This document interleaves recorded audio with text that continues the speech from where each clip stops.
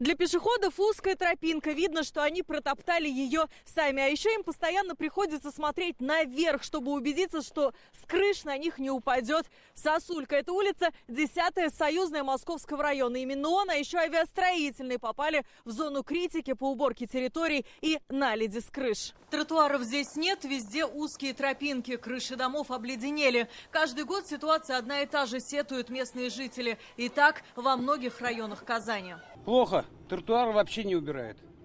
Пешеходам ходить вообще негде. Дороги еще придомовые более-менее чистят, а тротуары вообще никак. Ну вот так по городу езжу, особенно Кирский район. Там вообще можно ноги переломать.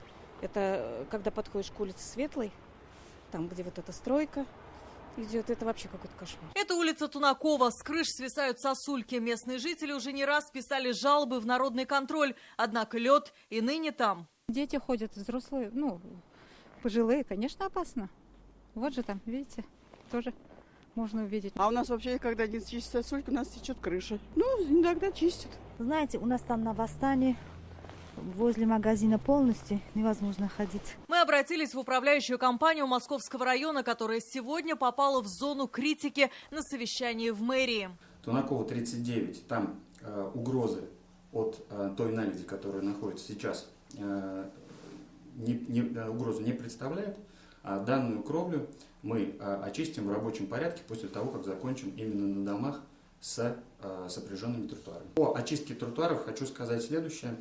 После снегопадов, после метели, конечно, работа организована в первую очередь по открытию всех транзитных зон до остановочных площадок, до непосредственно социальных объектов.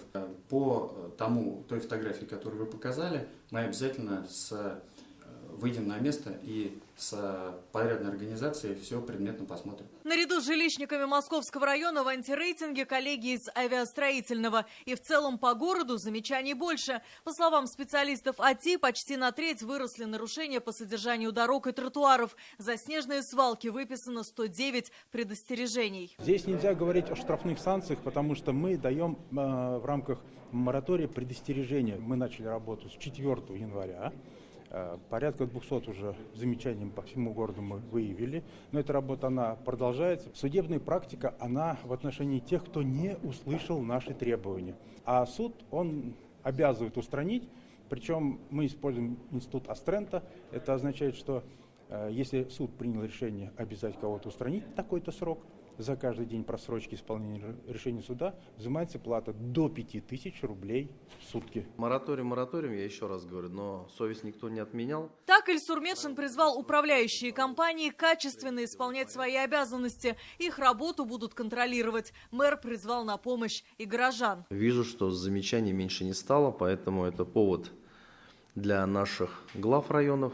Обходы ежедневные, начинайте свой рабочий день и заканчивайте объездом территорий, как магистральных и ваши заместители. Ну и обходы дворов, приглашайте руководителей управляющей компании, встречайтесь с населением, встречайтесь с жителями. Контролировать соблюдение правил благоустройства в Казани будет и искусственный интеллект. Комплексы «Дозор» – это камеры с фото- и видеофиксацией, установленные на специальных машинах. Алия Хайрудинова, Адель Миндубаев, ТНВ, Казань.